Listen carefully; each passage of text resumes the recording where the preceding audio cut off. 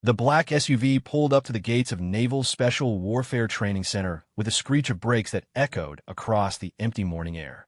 Rain pelted the windshield as Sarah Mitchell stepped out, her boots hitting the wet asphalt with determination. She stood 5 feet 6 inches tall, her auburn hair pulled back in a regulation bun, green eyes scanning the imposing facility that would either make or break her military career. The guard at the gate looked her up and down with barely concealed skepticism. "You sure you're in the right place, miss?" he asked, his tone suggesting he thought she'd taken a wrong turn somewhere. Sarah handed him her orders without a word. The paper was crisp, official, bearing the seal of the Department of Defense. Her assignment was clear: Special Operations K-9 training program, classified level clearance required. What the guard couldn't see from those papers was that Sarah Mitchell wasn't just any recruit. She was the daughter of Admiral Rebecca Mitchell, one of the most decorated naval officers in recent history, and she owned a private military contracting company that specialized in elite K-9 operations. "Ma'am, you'll want to report to Building 7, the guard said, his attitude shifting slightly as he processed the clearance level on her documents. "Instructor Martinez will be waiting for you." The walk across the base felt longer than it was. Sarah passed groups of male trainees, their conversations stopping as she walked by. She could feel their eyes on her, could almost hear their thoughts. What was a woman doing here? This wasn't just any training program. This was preparation for operations that would make or break Special Forces missions around the world. Building 7 loomed ahead, a concrete structure that looked like it had been built to withstand anything short of a nuclear blast. Sarah pushed open the heavy doors and found herself face to face with 3 men who would change the course of her next several months. Chief Petty Officer Rodriguez stood at the center, his weathered face bearing the scars of countless missions. To his left was Petty Officer First Class Thompson, whose massive frame suggested he could bench press a small car. On the right stood Petty Officer Jackson, lean and wiry with eyes that seemed to miss nothing. "Well," Rodriguez said, looking Sarah up and down, "look what the Navy sent us. You must be our new specialist." The way he said specialist made it clear he thought she was anything but. Sarah stood at attention, her military bearing perfect despite the hostile reception. Petty Officer Sarah Mitchell reporting for duty, Chief. Thompson snorted. "Mitchell? Any relation to Admiral Mitchell?" "She's my mother, Petty Officer." The 3 men exchanged glances. Jackson stepped forward, circling Sarah like a predator sizing up prey. "So, Daddy, sorry, Mommy, pulled some strings to get little princess into the big boys club?" Sarah's jaw tightened, but she kept her voice level. "I earned my place here through merit, Petty Officer Jackson. My test scores and physical fitness evaluations are in my file." "Test scores," Rodriguez laughed.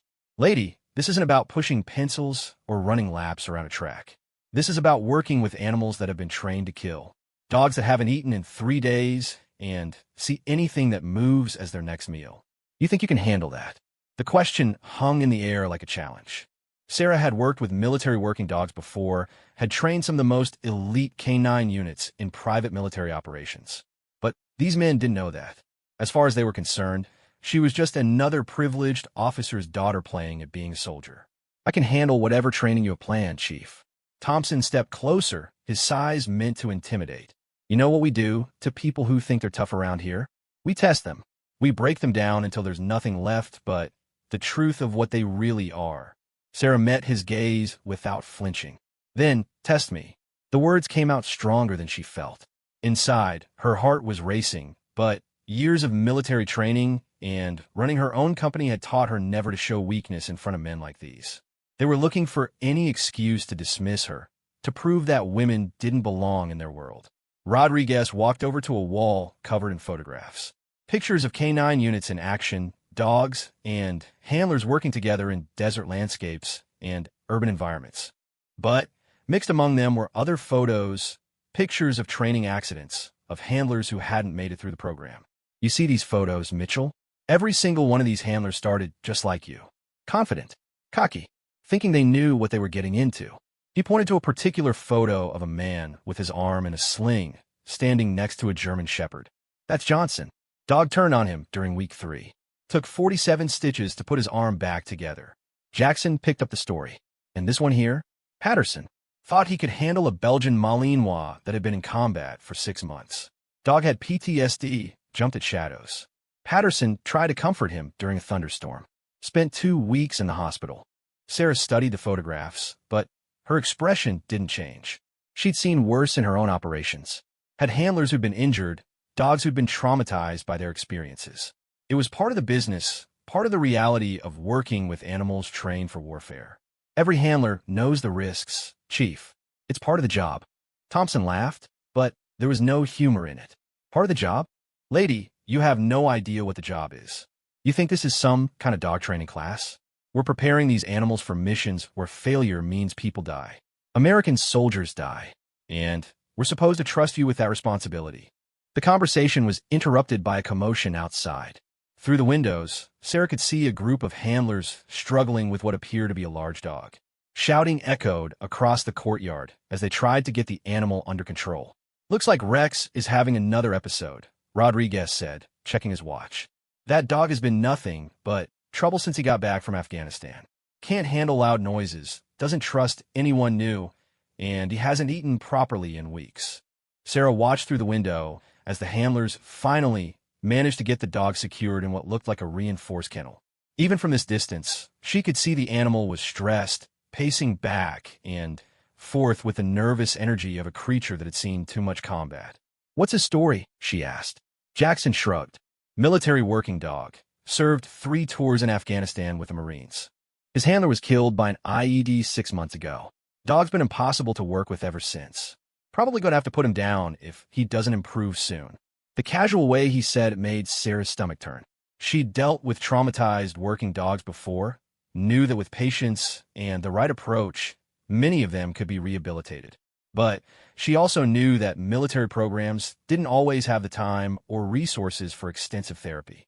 Rodriguez turned back to her. "Anyway, enough about that. Let's talk about your training schedule. You'll be starting with basic K9 handling procedures, learning about different breeds, their capabilities, their limitations. Then we'll move on to tactical applications, how these dogs are used in real-world scenarios. When do I start working with actual dogs?" Sarah asked. The 3 men exchanged glances again. There was something in their expressions that made Sarah uneasy, like they were planning something she wouldn't like. "Oh, you want to jump right into the deep end?" Thompson asked.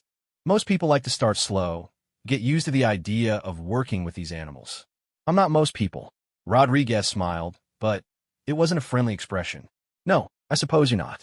Tell you what, Mitchell, since you're so eager to prove yourself, how about we arrange a little demonstration? Give you a chance to show us what you're made of." Sarah knew she was walking into some kind of trap, but backing down now would only confirm their belief that she didn't belong here. "What kind of demonstration?" "Nothing too complicated," Jackson said, his tone deceptively casual.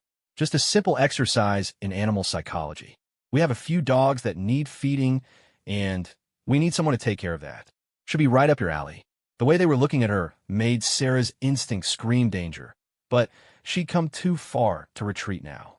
Her company's reputation depended on her success in this program, and, more importantly, she genuinely believed she could make a difference in how military working dogs were trained and treated. "Fine. When?" Rodriguez checked his watch again. "How about right now?" No time like the present. They led her out of the building and across the compound to a section she hadn't seen before. The kennels here were different from the ones she'd observed earlier. These looked more like holding cells than proper facilities for working dogs. The smell hit her first, the sour stench of animals that hadn't been properly cared for, mixed with disinfectant, and something else she couldn't identify. "This is our problem area," Thompson explained as they walked. "Dogs that haven't responded well to training, ones with behavioral issues. We keep them separate from the main population." Sarah could hear the animals before she saw them, barking, whining, the sound of claws scratching against metal.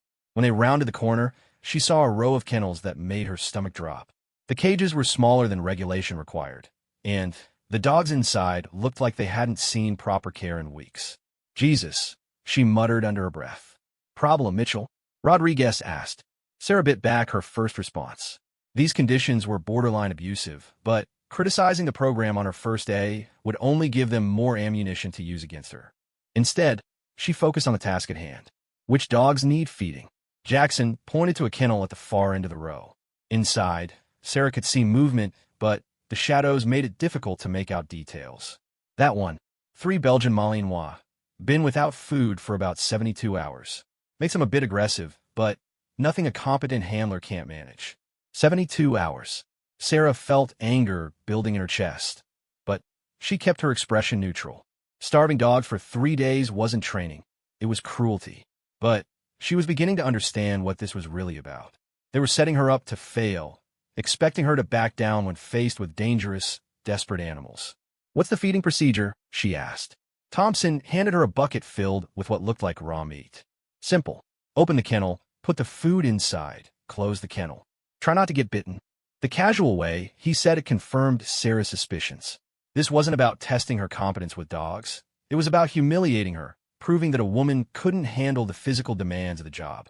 They expected her to refuse, to admit she was in over her head.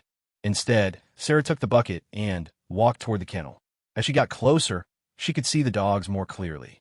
3 Belgian Malinois, as Jackson had said, but these animals were in worse condition than she'd expected. Their ribs were visible through their fur, and their eyes had the wild look of animals pushed past their breaking point. They pressed against the back of the kennel as she approached, growling low in their throats. "Take your time," Rodriguez called from behind her. "We've got all day." Sarah studied the dogs, her mind racing through everything she knew about canine behavior. Belgian Malinois were intelligent, loyal, but also protective and territorial. Starved animals would be even more unpredictable, their survival instincts overriding training. The smart thing to do would be to demand proper safety equipment, to insist on following standard procedures. But she could feel the 3 men watching her, waiting for her to fail. This was their test, their way of proving that women didn't belong in their world. And if she failed here, it wouldn't just be her career on the line. It would impact every woman who came after her. Sarah reached for the kennel latch. The metal was cold under her fingers as she slowly opened the door. The dogs' growling intensified, but she noticed something the men behind her probably missed. The animals were scared more than aggressive. Their body language showed fear and desperation, not the calculated aggression of truly dangerous dogs. "Easy," she said softly, her voice barely above a whisper. "I'm not here to hurt you." She opened the kennel door just wide enough to slide the food bucket inside, moving slowly and deliberately. The hungry dogs rushed toward the meat, and for a moment, Sarah thought she was going to make it through without incident. Then, everything went wrong. One of the dogs, a large male with scars on his muzzle, knocked over the bucket in his desperation to get to the food. Meat scattered across the kennel floor, and suddenly, all 3 animals were fighting over the scraps. The fight spilled toward the open door, and Sarah found herself face to face with 70 pounds of desperate, starving dog. Behind her, she could hear Rodriguez shouting something, but the words were lost in the sound of snarling animals and her own pounding heartbeat. The scarred dog looked up at her, meat still hanging from his jaws, and for a moment that stretched like eternity, they stared at each other. Sarah knew she had seconds to make a decision that would determine not just her immediate safety, but her entire future in this program. Time slowed to a crawl as Sarah stared into the eyes of the starving Belgian Malinois. The dog's muscles were tensed, ready to spring, but something in his gaze made her pause. Beneath the desperation and hunger, she saw intelligence. This wasn't a mindless beast. This was a trained military working dog pushed to his breaking point. Moving with deliberate slowness, Sarah crouched down to make herself less threatening. The scarred dog tilted his head slightly, confusion replacing some of the aggressive tension in his posture. Behind her, she could hear Rodriguez and the others preparing to intervene, probably with tranquilizer guns or worse. "Stand down," she called over her shoulder, never taking her eyes off the dog. "Give me a minute." "Mitchell, get away from there," Thompson shouted. "That dog is dangerous." But Sarah had seen something they missed. The dog's tail, barely visible beneath his emaciated frame, was moving slightly. Not wagging exactly, but not completely still either. It was the tiny movement of an animal that wanted to trust, but had been given too many reasons not to. "What's your name, boy?" she whispered, extending her hand palm down toward the kennel. The dog sniffed cautiously, his nostrils flaring as he processed her scent. After a moment that felt like an hour, he took a tentative step closer. Sarah had worked with traumatized military working dogs before through her private company. She knew that beneath the aggression and fear, these animals still retained their training, their desire to work with humans. The key was finding a way to reach that part of them that remembered what it meant to be a partner rather than just a weapon. Someone's been taking care of you, haven't they? She continued in the same soft tone. But not recently. Not for a while. The dog moved closer, and Sarah could see the extent of his condition more clearly. His ribs showed through his coat, but these weren't fresh injuries from recent neglect. This animal had been struggling for months, maybe longer. The scars on his muzzle told a story of combat experience, and his movements had the careful precision of a dog trained for high-stakes operations. Behind her, Rodriguez was getting impatient. "Mitchell, we don't have all day for your Dr. Dolittle routine. Either secure that animal or step aside so we can handle it." Sarah ignored him. She noticed something else. A small tattoo inside the dog's ear that was partially visible. Military working dogs were always tattooed with identification numbers, and if she could see the full number, she might be able to identify this animal and understand his history. Slowly, she reached in her pocket and pulled out a piece of jerky she'd been saving for lunch. It wasn't much, but it was something to offer. The dog's eyes locked onto the food immediately, but he didn't lunge for it. Instead, he sat, his training overriding his hunger. "Good boy," Sarah breathed. "You remember, don't you?" She tossed the jerky into the kennel, but not close enough for the dog to grab immediately. He would have to come to her, and in doing so, show whether he was willing to trust. The scar dog looked at the food, then back at her, then moved forward with careful steps. As he picked up the jerky, Sarah caught sight of the full tattoo. MWD 2847. Her heart skipped a beat. She knew that number. "Atlas," she said quietly, and the dog's head snapped up, his ears pricked forward. "Your name is Atlas." The transformation was immediate. The aggressive posture melted away, replaced by the alert attention of a working dog recognizing his designation. Atlas moved closer to the kennel door, his tail now wagging properly for the first time since Sarah had arrived. "What did you say?" Jackson demanded from behind her. Sarah stood slowly, her mind racing. Atlas had been one of the most decorated military working dogs in recent years, a Belgian Malinois who had served with distinction in multiple theaters of operation. She'd read about him in military journals, had even tried to recruit his handler for her company. But, according to those same journals, Atlas had been retired with honors after his handler was killed in action. "His name is Atlas," she said, turning to face the three instructors. "Military working dog 2847. He served 3 tours in Afghanistan and 2 in Iraq. Purple Heart recipient. What is he doing in a starvation cage?" The expressions on the men's faces shifted from amusement to something more complicated. Rodriguez exchanged a glance with Thompson before answering. "How the hell do you know that?" Sarah felt pieces of a larger puzzle clicking into place. These men hadn't just thrown her into a random kennel with dangerous dogs. They'd specifically chosen Atlas, probably knowing his history would be documented somewhere she might recognize it. But they hadn't expected her to recognize him immediately. "I make it my business to know about elite military working dogs," she said carefully, "especially ones with Atlas's service record. The question is, why is a decorated war hero being treated like a dangerous animal?" Jackson stepped forward, his earlier hostility replaced by something that looked almost like respect. "You really know who this dog is?" "I know he's been through hell," Sarah replied. "I know his handler, Staff Sergeant Marcus Williams, was killed by an IED 6 months ago. I know Atlas was injured in the same blast and spent 2 months recovering in a military veterinary hospital. What I don't know is how he ended up here, being starved like a prisoner." The silence that followed her words was heavy with implications. Thompson was the first to speak. "Atlas has been problematic since he recovered from his injuries. He won't work with new handlers, shows aggression toward unfamiliar personnel, and has attacked 3 different trainers who try to work with him. The decision was made to see if controlled hunger might make him more manageable." Sarah felt anger building in her chest. "Controlled hunger? You mean torture? You're torturing a war hero because you can't figure out how to help him process his trauma." "Trauma?" Rodriguez laughed, but there was no humor in it. "It's a dog, Mitchell. Dogs don't have trauma. They have behavioral problems that need correction. That's where you're wrong." Sarah turned back toward the kennel, where Atlas was still sitting at attention, watching their conversation with intelligent eyes. Military working dogs absolutely experience trauma. They form bonds with their handlers that are deeper than most human relationships, and when those bonds are broken violently, it affects them psychologically. She gestured toward Atlas. Look at him. Really look. He's not being aggressive or unpredictable. He's grieving. He's lost and confused, and he doesn't understand why the humans he trusted have abandoned him. Thompson crossed his arms. So what do you suggest? Dog therapy? Maybe some canine counseling? The sarcasm in his voice made Sarah's jaw tighten, but she forced herself to remain professional. I suggest proper rehabilitation, gradual reintroduction to human contact, consistent care from a single handler, and time to form new bonds. What you're doing here isn't training. It's breaking an already broken animal. And you think you can fix him? Jackson asked. Sarah looked back at Atlas, who was still watching her with those intelligent eyes. She'd worked with traumatized dogs before, but never one with Atlas's level of training and experience.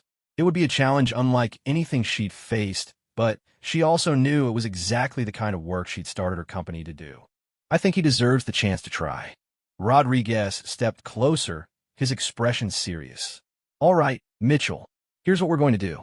You want to prove that women belong in this program? You want to show us that your fancy theories about dog psychology actually work? Atlas is yours. Sarah felt her heart skip a beat. What do you mean? I mean you're going to be his handler. Full responsibility. If you can rehabilitate him, get him back to operational status, then maybe we'll reconsider our opinion about your place here. But if you fail, if he hurts someone, or if you can't get him mission ready in 6 weeks, then you're out of the program. Thompson nodded agreement. And just to make things interesting, you'll be doing it without any of the standard support resources. No professional trainers, no behavioral specialists, no special equipment. Just you, the dog, and whatever expertise you claim to have. Sarah felt the weight of the challenge settling on her shoulders. They were setting her up to fail, making the conditions as difficult as possible to ensure she couldn't succeed. But they were also giving her exactly what she wanted, a chance to prove that her methods worked, that military working dogs deserve better treatment than they were currently receiving. 6 weeks to get Atlas mission ready, she said, more to herself than to them. 6 weeks, Rodriguez confirmed. And Mitchell? Atlas isn't the only challenge you'll be facing. There are 5 other handlers in this program, all with more experience than you, all competing for the 3 spots in the next operational deployment. Even if you somehow manage to rehabilitate Atlas, you'll still need to outperform them in every other aspect of training. Sarah looked around at the kennel facility, taking in the substandard conditions and the obvious signs of neglect. This wasn't just about proving herself anymore. It was about proving that there was a better way to train and care for military working dogs. I'll need proper facilities for Atlas, she said. A larger kennel, regular meals, access to exercise areas. Jackson shook his head. You get what every other handler gets. Standard kennel, standard feeding schedule, standard privileges. No special treatment, because you're trying to fix a problem dog. Sarah bit back her first response. Standard wouldn't be enough for Atlas, not given his condition and trauma. She'd have to find ways to work around the limitations, to provide the care he needed without appearing to ask for special favors. Fina, when do I start? Right now, Thompson said, handing her a leash and a set of keys. Atlas is your responsibility from this moment forward. You'll be expected to maintain all the same training schedules as the other handlers, plus whatever rehabilitation work you think you can accomplish. Sarah took the leash and keys, feeling the weight of the challenge ahead of her. 6 weeks to rehabilitate a traumatized war dog, outperform 5 experienced handlers, and prove that women belonged in one of the military's most demanding programs. And she had to do it all while working within a system that seemed designed to ensure her failure. One more thing, Rodriguez added as she turned toward Atlas's kennel. The other dogs in these kennels? They're all problem cases too. Aggressive, unpredictable, scheduled for euthanasia if they don't improve. Your success or failure with Atlas will determine what happens to all of them. Sarah felt the full scope of what she was facing. It wasn't just about her career or even about Atlas. It was about changing how the entire military system dealt with traumatized working dogs. If she failed, these animals would pay the price. She approached Atlas's kennel with the leash in her hand, aware that the 3 instructors were watching her every move. The dog stood as she opened the kennel door, his posture alert but not threatening.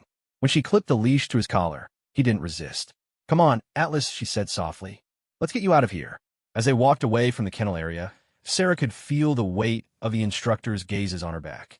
She knew they expected her to fail, probably hoped she would fail. But As she looked down at Atlas walking beside her with the controlled precision of a trained military working dog, she felt something she hadn't expected. Hope. The real challenge was just beginning, and Sarah knew that the next 6 weeks would test everything she believed about herself, about military working dogs, and about what was possible when humans and animals work together as true partners rather than master and weapon. Atlas looked up at her as they walked, and for the first time since she'd arrived at the base, Sarah allowed herself to smile. Whatever happened next, she was going to give this dog the chance he deserved. And maybe, just maybe, she was going to prove that everyone who doubted her had been wrong. The next morning arrived gray and cold, with a wind that cut through the base like a knife. Sarah had spent most of the night researching everything she could find about Atlas's service record and his handler's death.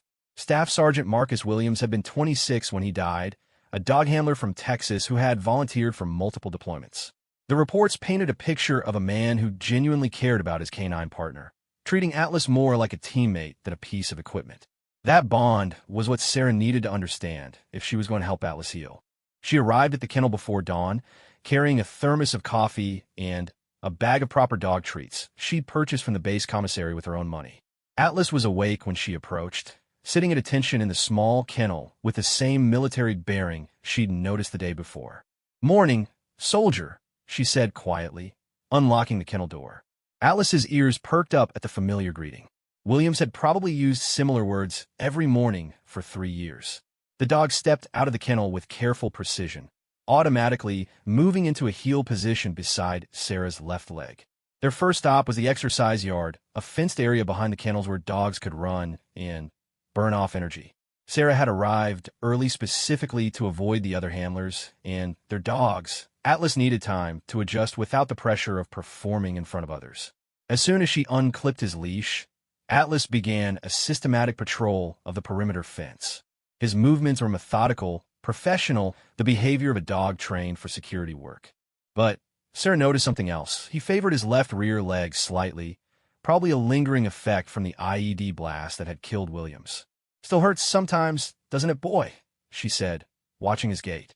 Atlas completed his patrol and returned to her, sitting automatically and looking up expectantly.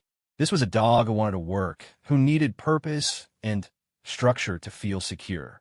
The enforced idleness of the past months had probably been torture for him. Sarah reached in her bag and pulled out a Kong toy stuffed with peanut butter and treats. It wasn't much, but it was enrichment, something to occupy Atlas's intelligent mind. She threw the toy across the yard, and Atlas looked at her with confusion. "Go get it," she encouraged. Atlas tilted his head, clearly uncertain. Military working dogs were trained for specific tasks: detection, apprehension, patrol work. Playing fetch wasn't part of their job description. But after a moment of hesitation, he trotted over to investigate the toy. The sight of a 70-pound Belgian Malinois carefully examining a peanut butter Kong would have been amusing under different circumstances. Atlas sniffed the toy thoroughly, then picked it up gingerly and brought it back to Sarah. "Good boy," she said, accepting the toy. But instead of throwing it again, she sat down on the ground and patted the space next to her. Atlas stared at her like she'd lost her mind. Military working dogs didn't sit on the ground with their handlers for casual interaction. They maintained professional distance, ready to respond to commands and threats. "It's okay," Sarah said softly. "We're off duty right now." It took several minutes of encouragement, but eventually Atlas settled down beside her, though he remained alert and ready to spring into action. Sarah began working on the Kong toy herself, using a small stick to extract some of the peanut butter. "You know what I think happened?" she said, not looking directly at Atlas, but keeping her voice conversational. "I think when Marcus died, nobody knew how to handle your grief. They probably tried to pair you with new handlers right away, expected you to just accept the change and move on." Atlas's ears moved as she spoke, tracking the sound of her voice. "But that's not how it works, is it? You and Marcus were a team for 3 years. You trusted him to keep you safe, and he trusted you to do the same. When he died, you didn't just lose a handler, you lost your partner." Sarah had seen this before in her civilian work. Dogs who had formed strong bonds with their handlers often went through a grieving process that humans didn't always recognize or respect. The military's emphasis on rapid replacement and continued operational effectiveness didn't allow for the time and space these animals needed to process their loss. The sound of voices approaching made Atlas instantly alert. Sarah looked up to see Rodriguez and Thompson walking toward the exercise yard with two other handlers she hadn't met yet. Atlas moved protectively closer to Sarah, his body tense. "Mitchell," Rodriguez called out. "How's our problem, dog, this morning?" Sarah stood, brushing dirt off her uniform. Atlas immediately moved into a heel position, but she could feel the tension radiating from him. "Atlas is doing well, Chief. We're working on trust-building exercises." Thompson laughed. "Trust building? It's a dog, not your boyfriend. Just get a mission ready." The two handlers with them were younger men, probably in their early 20s, with the cocky confidence of people who hadn't yet learned there was more to military dog handling than giving commands. Sarah could see them evaluating Atlas, probably wondering what was so special about this particular animal. "These are handlers Peterson and Williams," Rodriguez said, introducing the younger men. Sarah noticed the cruel irony of one of them sharing the name of Atlas's deceased partner, though it was probably coincidental. Peterson, a tall blond man with pale eyes, looked Atlas up and down critically. "Doesn't look like much. Why are we wasting time on a dog that can't cut it?" Atlas's lip curled slightly, the first sign of aggression Sarah had seen from him. But it wasn't random hostility. Atlas was reacting to Peterson's dismissive tone and body language. Military working dogs were trained to read human behavior, and Peterson was broadcasting disrespect and dominance in ways that Atlas found threatening. "Atlas has more combat experience than all of us combined," Sarah said evenly. "He's earned some respect." Williams, the second handler, stepped closer to get a better look at Atlas. "Combat experience doesn't matter if he can't work with new handlers. What good is a dog that only takes orders from dead guys?" The casual cruelty of the comment made Sarah's temper flare, but before she could respond, Atlas reacted. The dog moved forward half a step, a low growl building in his chest. Williams immediately stepped back, his hand moving instinctively toward his sidearm. "Easy," Sarah said, her hand moving to rest on Atlas's head. The dog's muscles were coiled like springs, ready for action. "Stand down, Atlas." The use of a proper military command got through to Atlas where a simple no might not have. He backed down, but remained alert, his eyes fixed on Williams. Rodriguez was watching the interaction with interest. "Interesting. He responds to you, but shows aggression toward the others. That's exactly the problem we've been having." Sarah was beginning to understand the full scope of Atlas's issues. He wasn't just grieving for his lost handler. He was protective of the memory of that partnership. Other handlers represented a threat to his loyalty, a betrayal of the bond he'd shared with Marcus Williams. "He needs time to form new relationships," she explained.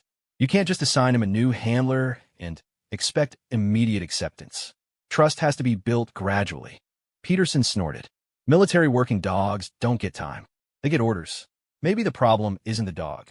Maybe the problem is handlers who think they need to coddle these animals." Sarah felt Atlas tense beside her again.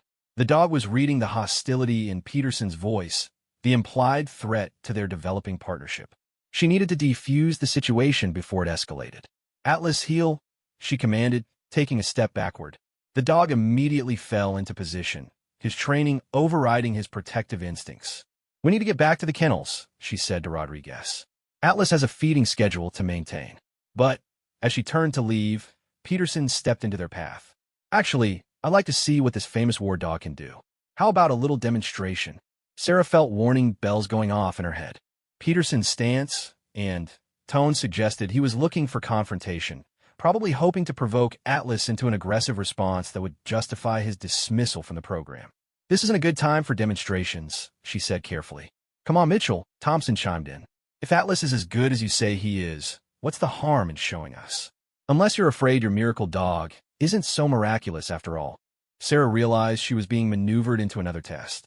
These men were experts at finding ways to put her in impossible positions, forcing her to either back down or risk failure. But she also knew that Atlas needed to start working again, needed to remember what it felt like to use his training for positive purposes. "What kind of demonstration?" she asked. Peterson pulled a small packet from his pocket. "Detection work. I've got a sample of explosive residue here. Let's see if your boy still remembers how to find bombs." Atlas's posture changed immediately when he saw the packet. His nose began working, processing scents, and his tail started moving slightly. This was familiar territory for him, the kind of work he'd been bred and trained to do. Sarah weighed her options. Atlas needed positive reinforcement, needed to remember that he was still a capable working dog. But she also knew Peterson was hoping for failure, probably had some trick plan to ensure Atlas couldn't succeed. Standard detection protocol, she said finally. You hide the sample, we'll find it. Peterson smiled, but it wasn't a friendly expression. Deal. While Peterson walked across the exercise yard to plant the sample, Sarah knelt beside Atlas. The dog was vibrating with controlled energy, his entire body focused on the upcoming task. This is what you were made for, isn't it? She said quietly. This is why Marcus trusted you to keep him safe. Atlas looked at her with bright, intelligent eyes. For the first time since she'd met him, he looked like the decorated war dog described in his service record rather than the broken animal she'd found in the starvation kennel. Peterson finished hiding the sample and returned to the group. Ready when you are. Sarah stood and looked down at Atlas. This was their first real test together, their first chance to work as a team. If they succeeded, it would be a step forward in Atlas's rehabilitation. If they failed, it would give Peterson and the others ammunition to use against both of them. Atlas, she said, using the formal tone she'd heard in training videos. Search. The transformation was immediate and dramatic.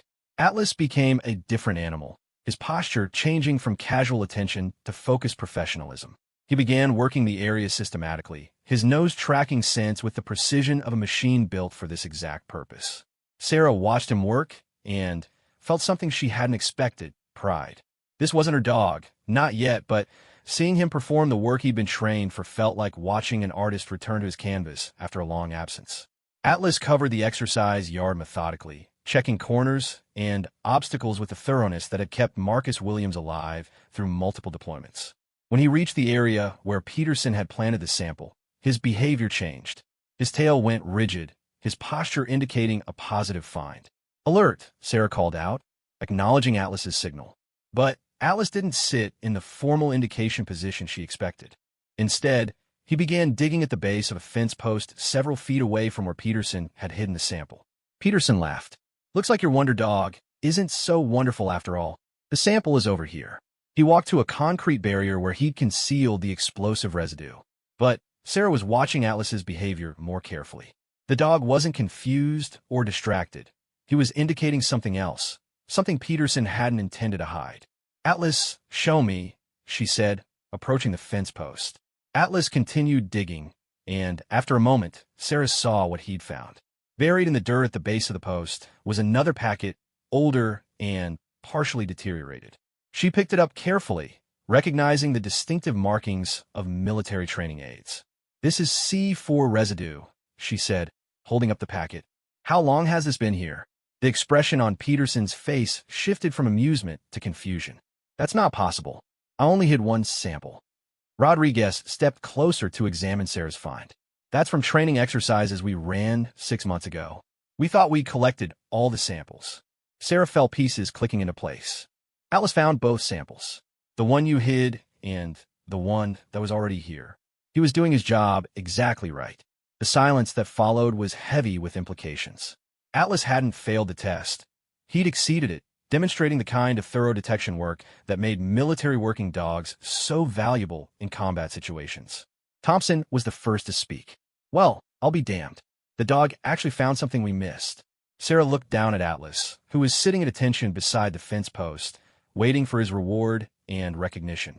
This was the moment she'd been hoping for, proof that underneath the trauma and behavioral problems was still a highly skilled working dog. Good boy, Atlas, she said, reaching into her pocket for treats. Outstanding work. As Atlas accepted his reward, Sarah caught Peterson's expression. The young handler looked frustrated and embarrassed, probably realizing that his attempt to humiliate her had backfired. But there was something else in his face, something that made Sarah think this encounter was far from over. The demonstration had proven that Atlas still had his skills, but it had also revealed the depth of the challenge Sarah faced. She wasn't just rehabilitating a traumatized dog. She was fighting against a system and a mindset that saw these animals as disposable equipment rather than living beings deserving of respect and care. Atlas looked up at her with bright, alert eyes, and Sarah made a silent promise. Whatever it took, however long the fight lasted, she was going to prove that both of them belonged here. 3 weeks in her training program, Sarah had established a routine with Atlas that was slowly paying dividends. Every morning at 0500, she would collect him from his kennel for an hour of physical conditioning. They ran together along the base perimeter, Atlas matching her pace with the endurance of an athlete bred for sustained work. The exercise helped burn off his nervous energy while rebuilding the muscle mass he'd lost during his months of neglect. But it was during their evening sessions that the real progress happened. After the other handlers had finished their training for the day, Sarah would return to work with Atlas on trust-building exercises. They practiced basic commands, worked on detection skills, and gradually introduced new scenarios that challenged him to adapt his training to unfamiliar situations. Most importantly, they were learning to communicate. Atlas was beginning to relax around her, showing moments of the personality that had made him such an effective partner for Marcus Williams. He had quirks, a preference for working from left to right during searches, a habit of checking behind him when moving through doorways, a particular alertness to sudden sounds that spoke to his combat experience. Sarah was learning to read these behaviors, to understand what Atlas was telling her through body language and subtle signals. The other handlers had noticed their progress, though their reactions varied.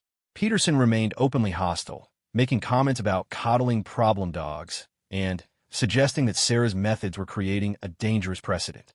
He'd started pushing Atlas deliberately during group training sessions, getting too close or making sudden movements designed to provoke a defensive response.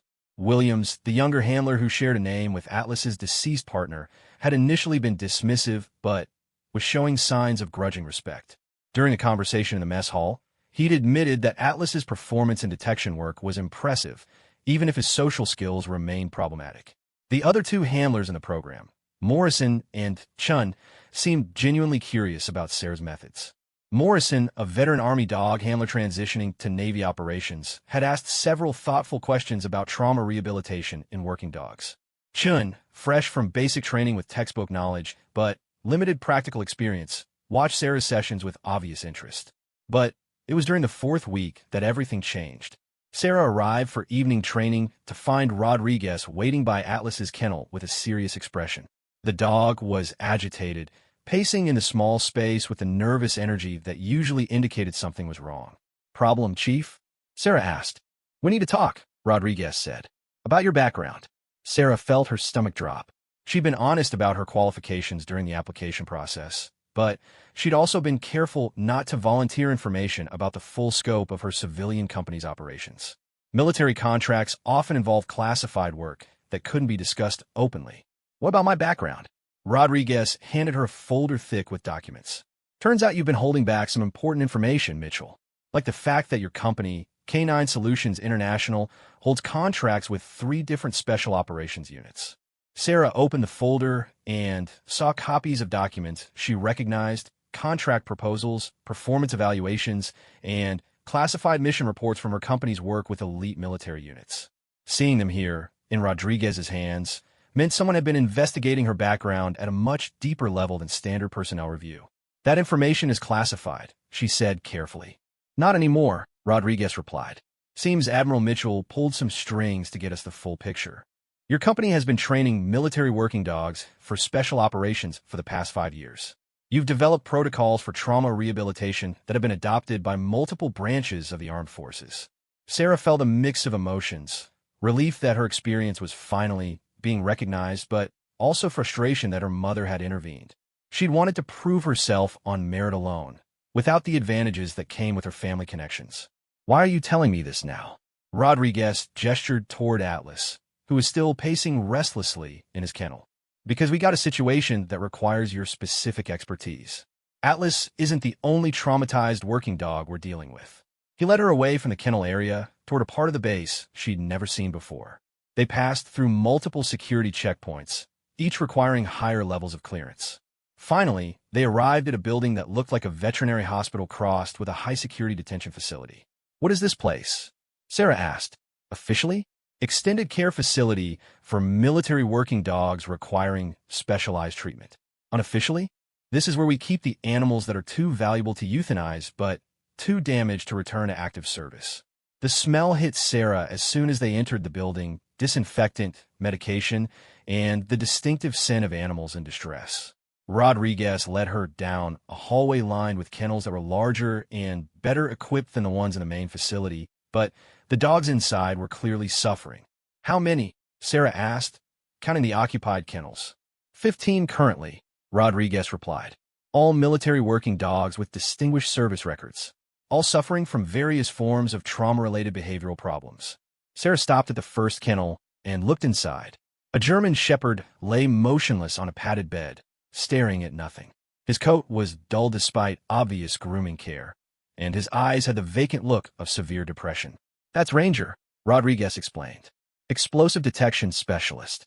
Served 4 tours in Iraq before his handler was killed by a sniper. Hasn't eaten voluntarily in 6 weeks. We're keeping him alive with 4 nutrition, but he's given up." The next kennel contained a Belgian Malinois similar in size to Atlas, but with fresh scars across his face and shoulders. The dog was lying down, but alert, his eyes tracking their movement with suspicious intelligence. "Titan," Rodriguez continued. "Patrol and apprehension specialist. His unit was overrun in Afghanistan. He fought for 6 hours to protect wounded soldiers before reinforcements arrived. Saved 12 lives that day, but he won't let anyone touch him anymore. Goes into attack mode if anyone gets within 10 feet. Sarah moved from kennel to kennel, seeing the same pattern repeated with variations. Dogs with impressive service records, all suffering from trauma that conventional training methods couldn't address.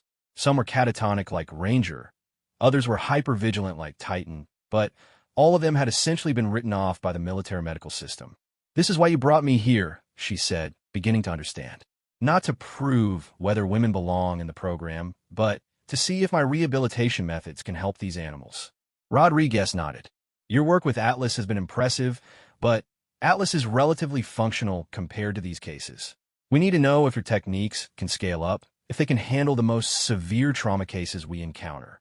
Sarah felt the weight of what he was asking. 15 dogs, all with complex trauma histories, all requiring individual assessment and customized treatment plans. It would be the most challenging project of her career, but it was also exactly the kind of work she'd founded her company to do. "What's the timeline?" she asked. "Same as before. You have 6 weeks total, which leaves you about 2 weeks to show significant progress with at least half of these animals.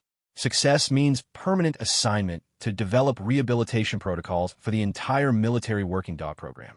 Failure means they get euthanized," Sarah finished. "That's the reality we're dealing with. These animals represent millions of dollars in training investment and years of combat experience.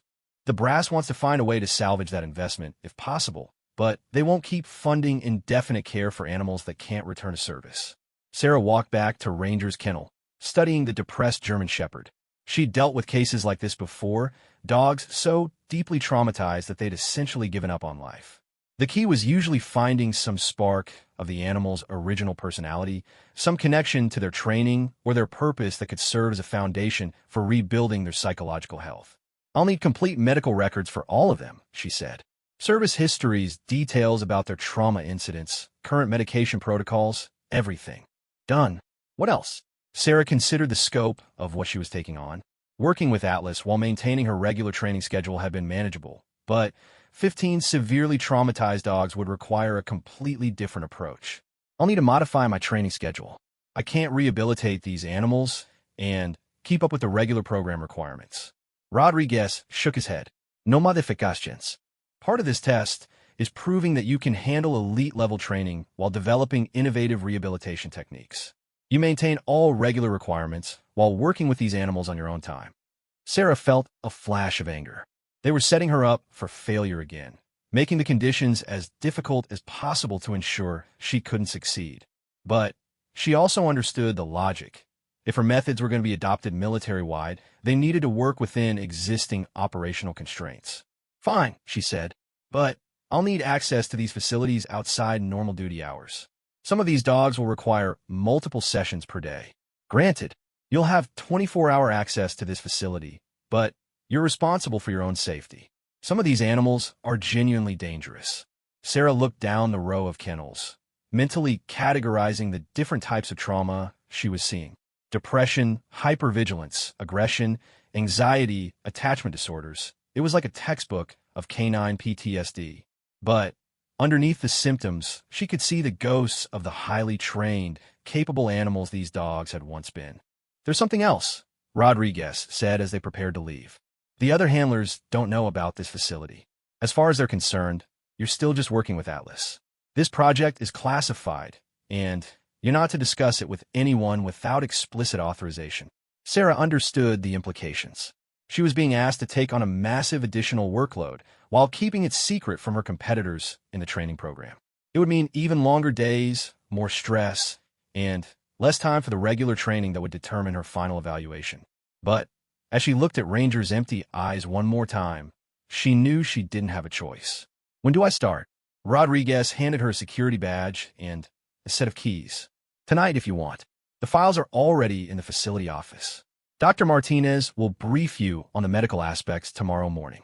As they walked back toward the main base, Sarah's mind was already racing through treatment protocols and scheduling logistics.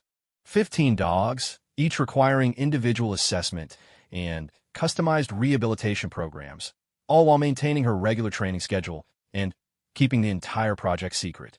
It was exactly the kind of impossible challenge that Rodriguez and his team seemed to specialize in creating. When they reached Atlas's kennel, Sarah found the dog had calmed down significantly. He stood at attention when he saw her, his tail moving slightly in greeting.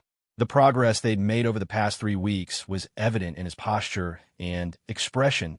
He was beginning to trust again, beginning to remember what it felt like to be part of a team.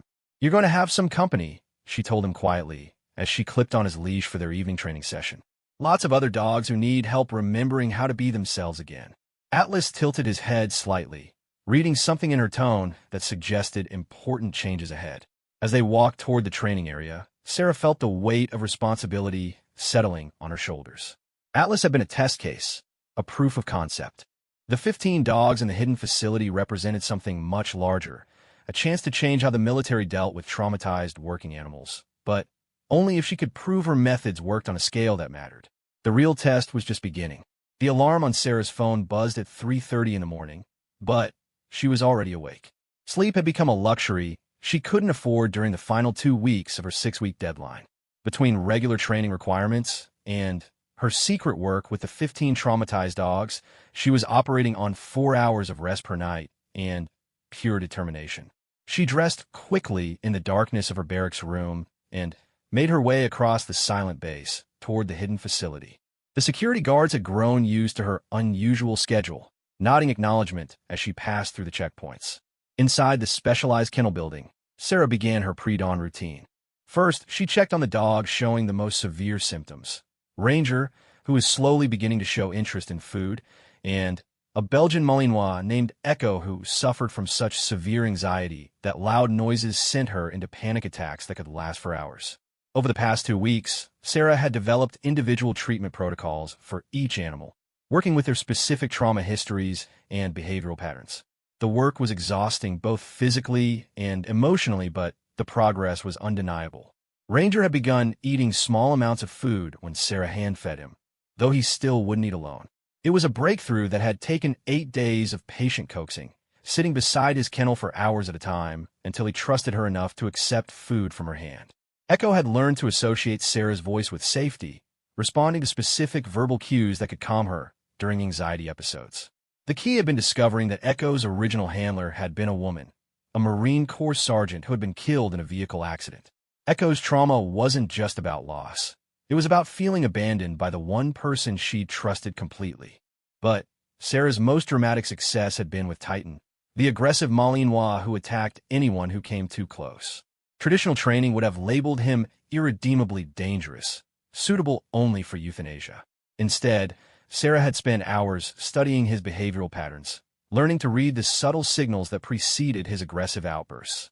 The breakthrough had come when she realized that Titan wasn't randomly violent. He was protecting an imaginary perimeter, still fighting the battle that had earned him his decorations. By working within that framework, respecting his need to guard rather than try to eliminate it, Sarah had been able to establish communication with him.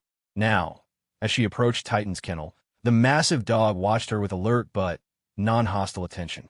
She could enter his space safely as long as she followed the protocols they'd established. Moving slowly, announcing her presence verbally, never approaching from behind. "Morning, soldier," she said quietly, unlocking his kennel door. Titan stood at attention, his posture military perfect despite his scars. Sarah had learned that he responded best to formal military protocol, finding comfort in the structure and predictability of proper procedure. "At ease," she commanded, and Titan relaxed slightly, though he remained alert. This was progress that would have seemed impossible 3 weeks earlier. Titan was still protective and potentially dangerous around strangers, but with Sarah he was becoming functional again. More importantly, he was beginning to remember what it felt like to be part of a team rather than a lone survivor fighting endless battles. Sarah's success with the hidden dogs had not gone unnoticed. Dr. Martinez, the veterinary officer overseeing their medical care, had become an enthusiastic supporter of her methods. 3 days earlier, he'd shown her brain scans comparing the animal's neurological activity from before and after her treatment protocols. "I've never seen anything like this," he'd said, pointing to the imaging results. "You can actually see the changes in their brain chemistry. Stress hormones are down, neural pathways associated with trust and social bonding are becoming more active. Whatever you're doing, it's working at a biological level." But Sarah's success with the traumatized dogs was creating problems in other areas. Her regular training performance was suffering from exhaustion and divided attention. During a navigation exercise 2 days earlier, she made mistakes that Rodriguez had noted with obvious concern. Her marksmanship scores were down, and she'd fallen behind in several technical knowledge areas. The other handlers had noticed her struggles, though they didn't know the reason. Peterson, in particular, had been vocal about her declining performance, suggesting that the stress of working with Atlas was proving too much for her. "Maybe women just aren't cut out for this level of pressure," he'd said loudly enough for others to hear during yesterday's briefing. "Looks like Mitchell is cracking under the load." Sarah had wanted to respond, to defend herself, but she couldn't reveal the truth about her additional responsibilities. The classified nature of her work with the traumatized dogs meant she had to accept criticism and doubt while continuing to push herself beyond normal human limits. This morning's schedule was particularly demanding. After completing her pre-dawn work with the special cases, she needed to collect Atlas for their regular training session, then participate in a complex tactical exercise that would test everything the handlers had learned over the past 6 weeks. Atlas was waiting for her when she arrived at his kennel, alert and ready for work. The transformation in him over the past weeks had been remarkable. The traumatized, aggressive animal she'd first encountered had evolved into a professional working dog who approached his duties with enthusiasm and confidence. "Ready for the big day?" she asked, clipping on his leash. Atlas's tail wagged slightly, a small gesture that represented enormous progress. Military working dogs weren't usually demonstrative, but Atlas had begun showing moments of genuine emotion around Sarah, signs that their partnership was deepening beyond mere professional cooperation. Their morning run took them past the administrative building where Sarah could see lights beginning to come on as the day's shift arrived. In a few hours, she would face the final evaluation that would determine not just her own future, but the fate of the 15 dogs she'd been secretly rehabilitating. As they completed their circuit and headed toward the training area, Sarah saw the other handlers preparing for the day's exercises. Morrison was working with his German Shepherd on explosive detection drills. Chen was practicing navigation techniques with his Belgian Malinois. Williams was conducting obedience training with a level of precision that suggested he'd been studying Sarah's methods, even if he wouldn't admit it. And Peterson was standing with Rodriguez and Thompson, engaged in what looked like a serious conversation. When they saw Sarah approaching, Peterson smiled with obvious satisfaction. "Mitchell," Rodriguez called out, "need to speak with you before we begin today's exercises." Sarah felt her stomach tighten. The expression on Rodriguez's face suggested this wasn't going to be good news. "Problem, Chief?" "Depends on how you look at it," Thompson interjected. "Seems there's been some questions raised about your training methods. Some concerns about whether you're following proper protocols." Peterson stepped forward, his expression smugly triumphant. "I've been observing your work with Atlas, and I think there are some irregularities that need to be addressed." Sarah kept her expression neutral, but her mind was racing. Had Peterson somehow discovered her work with the classified dogs? Was this another setup designed to create an excuse for her dismissal? What kind of irregularities? "Well, for starters," Peterson said, pulling out a small recording device, "there's the question of unauthorized training techniques. He pressed play, and Sarah heard her own voice from several days earlier, recorded during what she thought was a private session with Atlas. But it wasn't the secret facility work. It was from their regular training time when she'd been working on trust-building exercises. This is audio of you telling Atlas he's a good boy and engaging in what can only be described as emotional coddling. Peterson continued. Military working dogs are not pets, Mitchell. They're weapons systems that require professional distance and proper discipline. Sarah felt a flash of anger, but also relief. This was about her regular training methods, not the classified work. Peterson was trying to use her compassionate approach against her, but he'd chosen the wrong battle. Atlas responds to positive reinforcement, she said calmly. His performance metrics have improved consistently since we began working together. Rodriguez consulted a clipboard. That's true. Atlas's scores in detection work, obedience, and tactical response have all shown significant improvement. But Peterson raises a valid point about protocol adherence. Thompson nodded agreement. We need to maintain standard procedures. Can't have handlers developing their own methods without proper oversight.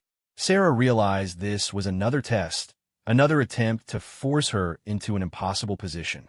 They wanted her to choose between defending her methods and accepting criticism that could undermine her final evaluation. But before she could respond, Atlas made the choice for her. The dog had been sitting at attention during the conversation, but something in the tone and body language of the men surrounding Sarah triggered his protective instincts. He moved slightly forward, not aggressively, but in a clear positioning that put him between Sarah and the others. It was a subtle movement, but everyone present recognized it for what it was. Atlas was claiming Sarah as his partner, demonstrating the bond they developed through weeks of trust-building work. Rodriguez saw it too. Interesting. Atlas is showing protective behavior toward you, Mitchell.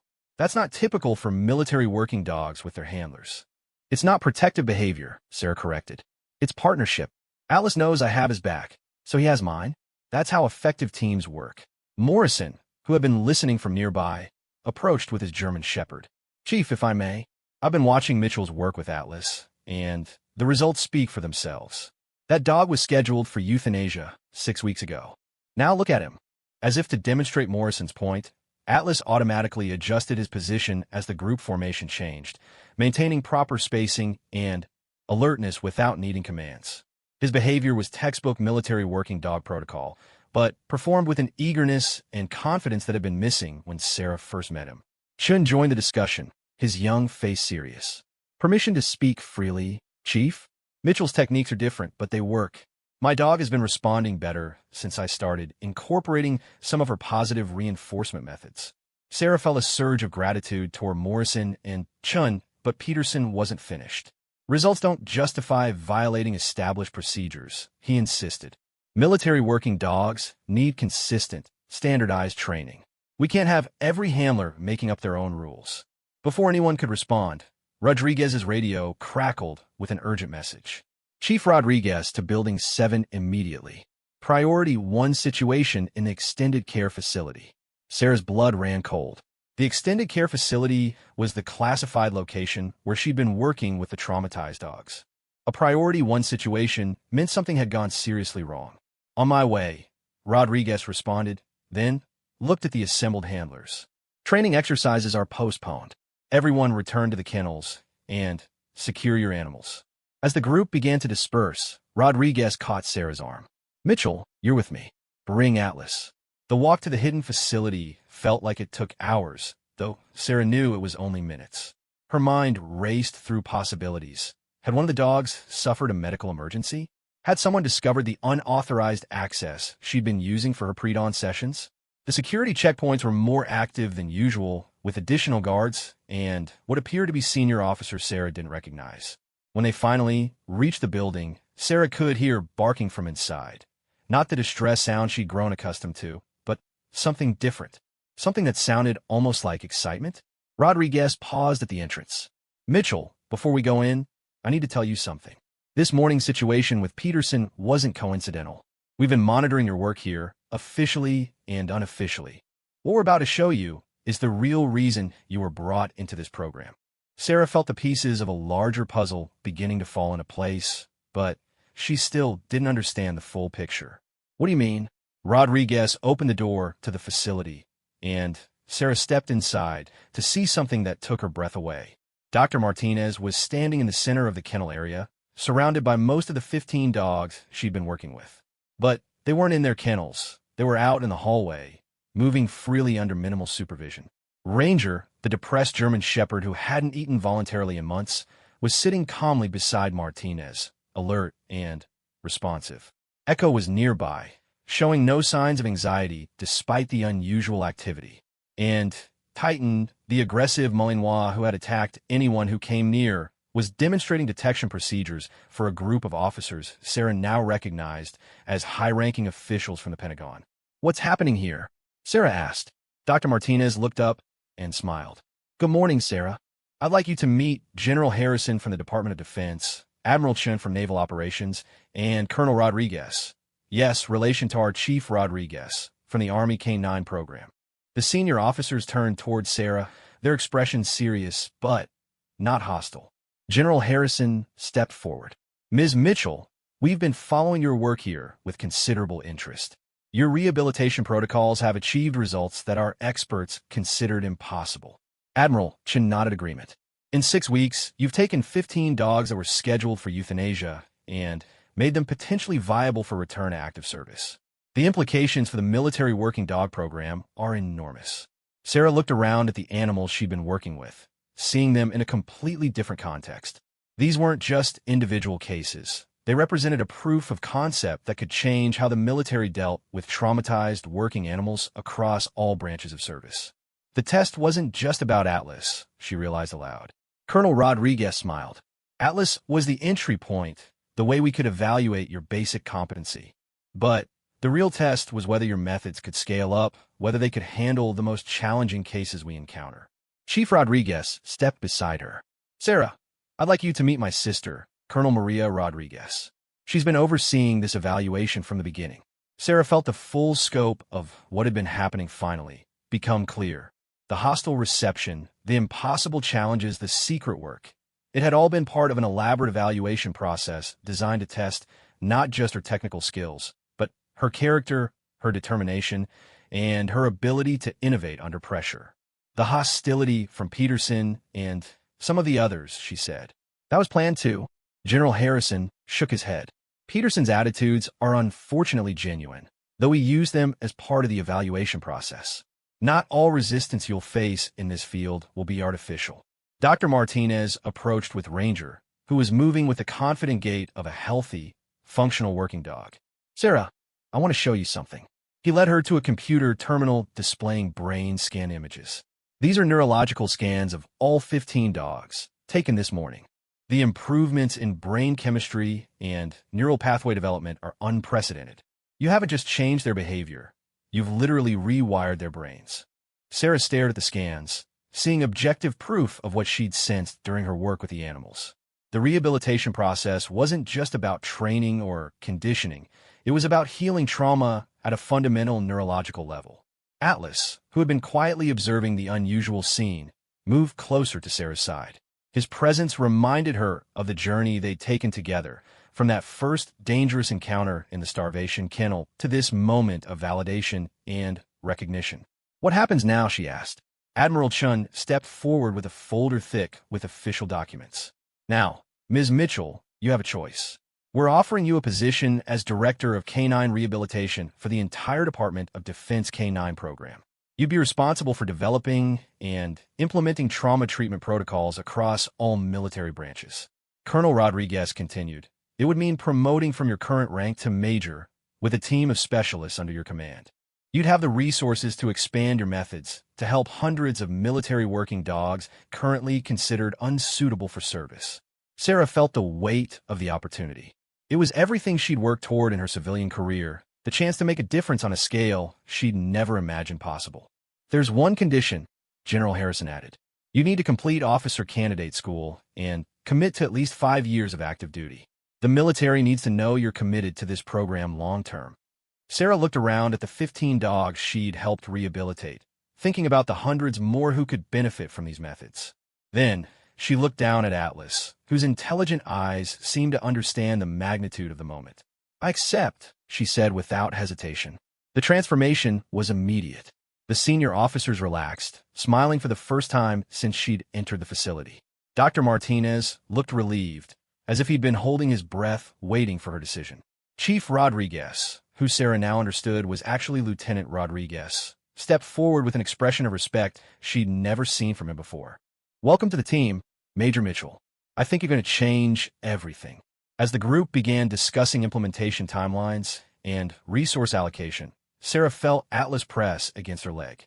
She looked down to see the dog watching her with what could only be described as pride. The journey that had begun with 3 sneering instructors and a traumatized war dog had led to something neither of them could have imagined. They'd proven that healing was possible, that even the most damaged partnerships could be rebuilt with patience, understanding, and mutual respect. Outside, Sarah could hear the sounds of the regular training program continuing. Handlers working with their dogs, preparing for missions that would take them around the world. But inside this facility, surrounded by 15 dogs who had been given a second chance at life, Sarah knew that the real mission was just beginning. Atlas looked up at her, and, for just a moment, his tail wagged with the uninhibited joy of a dog who had remembered what it meant to trust. It was a small gesture, but it represented something revolutionary. Proof that even in the hardest, most unforgiving institutions, compassion and understanding could triumph over fear and tradition. The woman they had thrown to the dogs had emerged as their leader, and everything was about to change.